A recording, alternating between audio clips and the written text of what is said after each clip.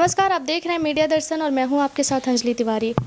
आप लोग जानते हैं कि यूक्रेन और रूस के बीच में जंग जोरों पर है। भारत के बहुत सारे ऐसे बच्चे हैं जो वहां मेडिकल का पढ़ाई कर रहे हैं। ज़्यादातर मेडिकल के ही स्टूडेंट हैं वहां पे। ऐसे में जैसे ही परिजनों को पता चली तो परिजन परेशान थे कि हमारे बच्चे वहां हैं, किस हालात में है। और परिजनों से बात भी हो रही थी तो परिवार वाले सोच रहे थे कि बच्चे हमारे घर तक आ पाएंगे या नहीं। इसको लेके भारत सरकार से बहुत गुहार भी लगाई गई। हमारे साथ जुड़े हुए हैं एक यूक्रेन में ही पढ़ाई कर रहे हैं मेडिकल के बच्चे, जो कि 2 दिन पहले अपने घर आए हुए हैं। उनकी मम्मी भी हमारे साथ जुड़ी हुई है। हम उनसे बात करेंगे कि क्या माहौल है वहाँ का, क्योंकि तमाम ऐसी वीडियो है जो सोशल मीडिया पे वायरल हो रही है और फैमिली देख के परेशान भी हो रहे हैं कि पता नहीं वहाँ हमारे बच्चों के साथ क्या हो रही है। तो हम इनसे ही जानने की कोशिश करेंगे कि क्या सच्चाई है वहाँ की। क्या नाम है आपकी? मेरा नाम तुषार राज है। कितने सालों से हैं आप वहाँ पे?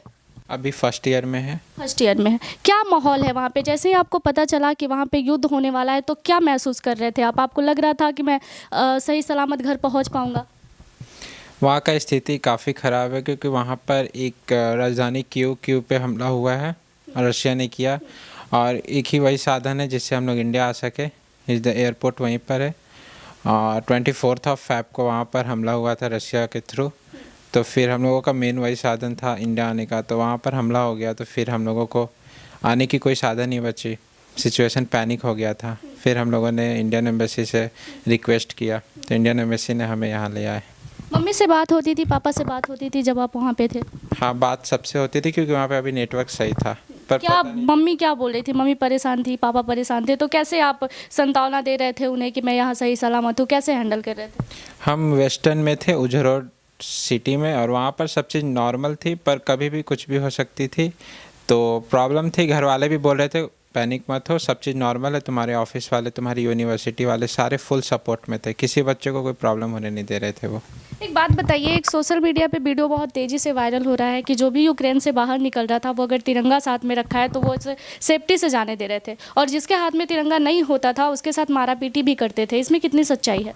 नहीं, मारा पीटी तो हम लोगों के साथ कुछ हुआ नहीं। हम लोगों में तिरंगा था हम लोग के बस में, और हम लोग आए तो नॉर्मल आए, कोई दिक्कत नहीं हुआ। फुल सेफ्टी के साथ आए, हंगरी बॉर्डर पे आए थे। मतलब कि इस बात में सच्चाई है कि तिरंगा देख के वो लोग सेफ छोड़ देते थे, कुछ नहीं करते थे? हाँ, 100% सेफ। ये सच है, मारा पीटी नहीं होती थी वहाँ पे तिरंगा देखने के बाद? हाँ। बाकी किस तरीके का डर था आपको जब आप वहाँ पे थे? तो क्या लग रहा था आपको, कैसा महसूस हो रहा था? जैसे पता चल रहा था कि सिटी में ये हो गया या फिर हंगामा होना शुरू हो गया, तो क्या डर था? कुछ डर था आपके अंदर?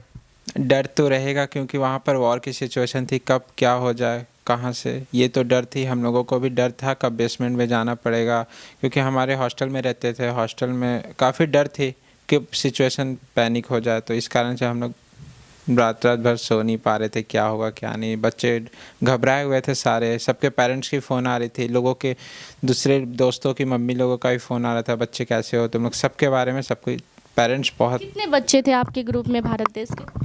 अप्रॉक्स मेरे उजरोड सिटी में लगभग 1000-1500 होंगे। मेरे खुद हॉस्टल में ही इंडियन स्टूडेंट 300 से 400 थे। पूरे बच्चे आ गए भारत? मेरे उजरोड सिटी से तो आज मैक्सिमम, आज टोटल में भी हम तो इंडिया आने वाले हैं। जब आप यहाँ आए थे और आपके कुछ फ्रेंड वहाँ थे तो क्या बोल रहे थे आप? किस तरह से उन लोगों को बता रहे थे? क्योंकि वो लोग भी काफ़ी परेशान होंगे, डरे हुए होंगे, तो बात होती थी उन लोगों से यहाँ आने के बाद? हाँ, मेरी कल सबसे बात हुई। सब बोले कि बहुत अच्छे से पहुंच गए। सबकी मम्मी आंटी का भी फ़ोन आ रहे थे कि बच्चे बहुत अच्छे से पहुंच गए, सभी कोई प्रॉब्लम नहीं हुआ। पर हम लोग फर्स्ट डे आए थे यूक्रेन से इंडिया, तो फिर हम लोगों को तो काफ़ी अच्छा फैसिलिटी थी। हम लोग कम टाइम में लगे, पर अभी जो बॉर्डर का हालात है, 12-12, 15-15 घंटे बच्चे वहाँ पे फंसे हुए हैं अपनी बॉर्डर क्रॉस करने के लिए। प्रॉब्लम है, रोमानिया बॉर्डर पे भी है, हंगरी बॉर्डर पे भी है, क्योंकि बहुत टाइम लग रही है। पर हम लोगों को इतना नहीं लगा, 1 आवर में हम लोगों ने क्रॉस। बताइए, यूक्रेन से भारत आने के दौरान कुछ समस्या हुआ? किसी समस्या का सामना करना पड़ा आपको? भारत सरकार की ऐसी कोई फॉल्ट दिखी हो आपको, कैसा नहीं होना चाहिए था, ऐसा कुछ दिखा आपको? नहीं, इंडियन गवर्नमेंट ने बहुत अच्छा मतलब फैसिलिटी थी, बहुत किसी भी तरह का प्रॉब्लम नहीं हुआ। सबको सेफ्टी के साथ रखे थे, इतनी सेफ्टी, बहुत अच्छा सेफ्टी था।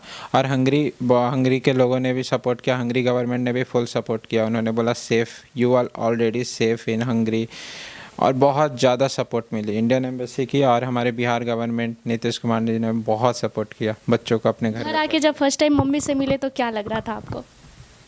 खुशी थी। ऐसे कॉल पे बात होते रहती है। तो मैं इंडिया लैंड किया था तो कॉलिंग बात हो रही थी। मैंने दिल्ली में डायरेक्ट लैंड किया, मेरी नेटवर्क आई, मैं तुरंत कॉल किया कि हम लोग इंडिया में लैंड कर चुके हैं। पूरे घर वालों का खुशी थी, सभी लोग खुश थे, पूरे रिलेटिव खुश थे कि चलो इंडिया में लैंड हो गए।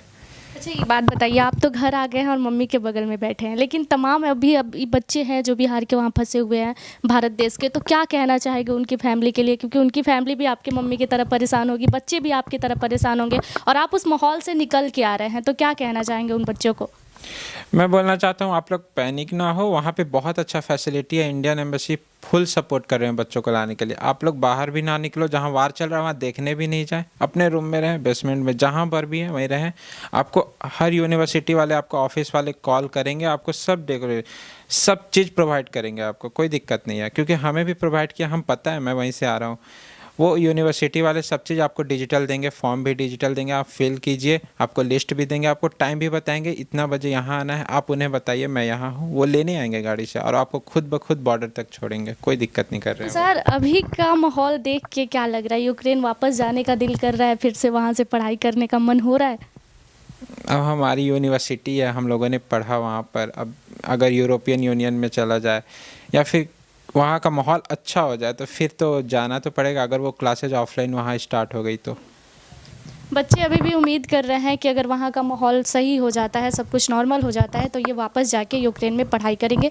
इनकी मम्मी भी हमारे साथ मौजूद है और हम उनसे भी बात करेंगे, क्योंकि जिनका एक बच्चा हो और वो भी भारत देश से बाहर हो और ऐसी हालात हो जहाँ उन माँ पे क्या गुजर रही होगी, मैं उनसे ही बात करूँगी और वही बता पाएंगी। क्योंकि अभी भी भारत के तमाम बच्चे वहाँ पर फंसे हुए हैं और सबकी गार्जियन यही चाहती है कि सही सलामत भारत हमारे बच्चे वापस आ जाए। इनकी मम्मी से हम खुद बात करने की प्रयास करेंगे और ये बताएंगी कि क्या हो रहा था वहाँ जब इनके बच्चे वहाँ थे और ये यहाँ थी और फ़ोन पे बात हो रही थी, कितनी परेशान थी, अब इन्हें कैसा लग रहा है क्योंकि इनके बच्चे घर वापस आ गए हैं, और क्या कहना चाहेंगी वैसे गार्जियन को जिनके बच्चे आज भी वहाँ फंसे हुए हैं।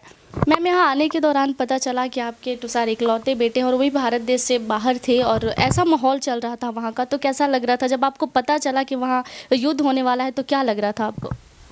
नहीं, सिचुएशन तो पैनिक थी, मुझे भी अंदर से बहुत डर फील हो रही थी, लेकिन एक अंदर से चूँकि हम लोग थोड़ा सा भगवान पे ज़्यादा, देवी देवता पर बिलीव करते हैं, तो अंदर से एक आवाज़ आ रही थी कि ऐसा कुछ तुम्हारे साथ नहीं होगा। इसलिए मैं तमाम पेरेंट्स को यही कहना चाहूँगी कि अपने आप पर, अपने भगवान पर, अपने भारत सरकार की कैपेसिटी पर भी थोड़ा सा विश्वास करें। अच्छा, भारत सरकार ने सही सलामत आपके बच्चे को आपके घर तक पहुंचा दिया, क्या कहेंगे इसको लेके भारत सरकार से? मैं तो बहुत बहुत धन्यवाद देती हूँ, खास करके मोदी जी को मैं बहुत धन्यवाद देती हूँ, क्योंकि मोदी है तो मुमकिन है, ऐसा उन्होंने कर दिखाया। ऐसा कर दिखाया कि आपका बच्चा सही सलामत आपके घर आ गया। अच्छा, माननीय महामहोदय जो नीतीश कुमार हैं, मैं उनका भी बहुत शुक्रगुजार हूँ। उन्होंने भी बहुत सहयोग किया अपने बच्चे को लाने के लिए। कोविड में भी उन्होंने बहुत सहयोग किया था अपने। आप एक माँ हैं और माँ की हालातों को समझ सकती हैं। आप ही के जैसे बच्चे बहुत सारे अभी भी वहाँ फंसे हुए हैं, उनकी भी माँ परेशान होगी, तो क्या कहना चाहेंगे उनके परिवार से? मैं कहूँगी कि धैर्य रखें, संतोष रखें, और समय से सब चीज़ होता है, इसलिए ज़्यादा पैनिक होने की ज़रूरत नहीं है। संतोष रखें, भगवान आपके साथ बहुत अच्छा करेगा और भारत सरकार आपके साथ लगी हुई है। बहुत बहुत धन्यवाद। Thank you. जैसा कि आपने देखा कि अभी भी भारत सरकार पे परिवारों को बहुत ज़्यादा भरोसा है, उन्हें उम्मीद है कि सही सलामत हमारे बच्चे हमारे घर तक आ जाएंगे। अभी की परिस्थिति जो वहाँ है, लाजमी बात है कि किसी के भी घर की गार्जियन परेशान हो जाएगी, और जिनके बच्चे भारत देश से बाहर है, यूक्रेन में रह के पढ़ाई कर रहे हैं, उनसे फ़ोन पे बात हो रही है, लगातार सोशल मीडिया पे ऐसे वीडियो देखने को मिल रही है जहाँ बच्चों के साथ मारा पीटी हो रही है। तमाम ऐसे चीज़ें डरावने भयानक दिख रहे हैं जो परिवार के मन में एक डर जन्म दे रहा है, और सबको लग भी रहा है कि शायद मेरे बच्चे वहाँ सेफ नहीं है। लेकिन फिर भी मैडम से बात करने के बाद मैम ने बताया कि भारत सरकार पे भरोसा रखें, भारत सरकार बहुत ही सेफ्टी के साथ आपके बच्चों को आपके घर तक पहुंचाएगी। धन्यवाद। बाकी के तमाम खबरों के लिए जुड़े रहे हमारे साथ।